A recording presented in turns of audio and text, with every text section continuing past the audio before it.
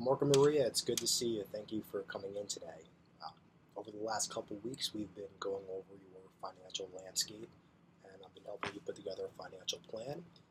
Today, I wanted to primarily focus on your education goals for your three children. Now, before I can recommend anything, I'd like to clarify that I have a full understanding of your goals and the assumptions that we're going to be using to implement a solution. So right now you have three children, but you're primarily concerned with saving for just two of them, Ricky and James. And the goal that you mentioned is to send them to a private university beginning when the boys turn 18. Right now Ricky's 14 and James is 12 years old. So that means you have a 4 to 6 year time horizon for the two children. Now, the assumptions that we're using is that tuition at a private university is $22,000 per year with an inflation rate of 6%. Now, you mentioned that you wanted to use a combination of 5 to 10 year treasuries to build an investment portfolio for this goal.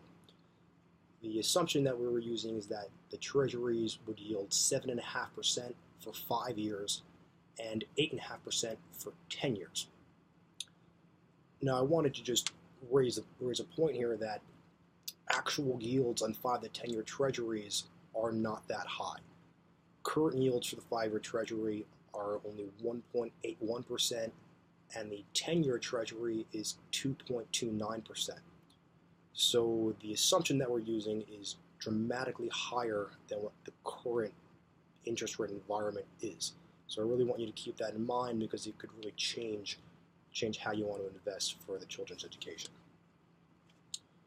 With that aside, I'm going to move on to actual saving options that you have.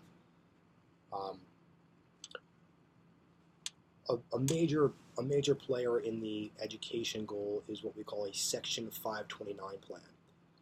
Now, Section 529 plans allow participants to contribute $14,000 a year, or you could front load it and contribute $70,000 at one time. However, you would not be able to contribute over the next 4 years. Now, these plans are great from a tax perspective in that you often can get a tax deduction on the state side, as well as the plan will grow federally tax deferred, and then your distributions are tax-free as long as you use the money for a qualified expense, which would be education, tuition, room and board, or textbooks, anything that's qualified. I've even had clients that have used it for laptops to buy for their children. As far as what you invest in a 529 plan, you have a lot of options, everything from something that's very conservative, whether you're investing in a money market or fixed income, or a bond fund, to a combination blend, to something that's very aggressive, which would be all stocks. Now, what I think makes the most sense, given the information that you provided me, would be a life cycle fund, also known as a target date fund. The way these work is that they look at your particular time horizon, and they put together a strategy. So as the fund gets closer and closer to the date of enrollment for college, the fund will become more and more conservative.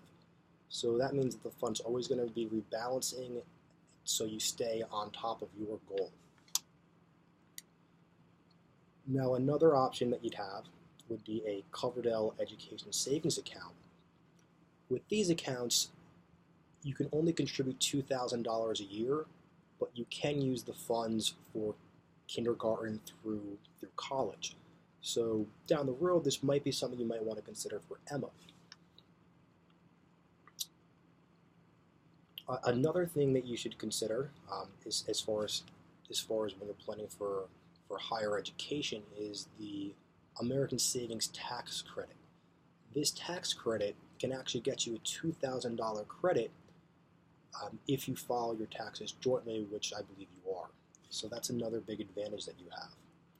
Also with the 529s, just so you understand, and then same with the Coverdells, if your children decide not to go to college, you can still transfer the beneficiary to one of your other children.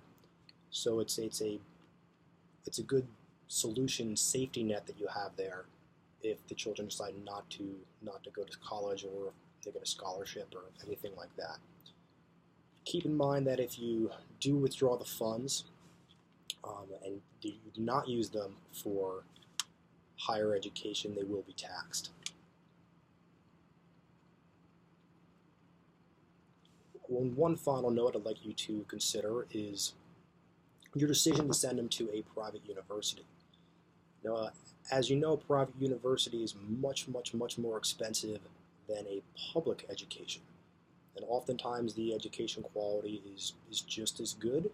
And as far as obtaining work when they graduate college, oftentimes it doesn't make a difference if they go to a public university or a private university. So I do think that you might want to reconsider your decision to go to a private university. But besides that, I think the 529 is the way to go for you.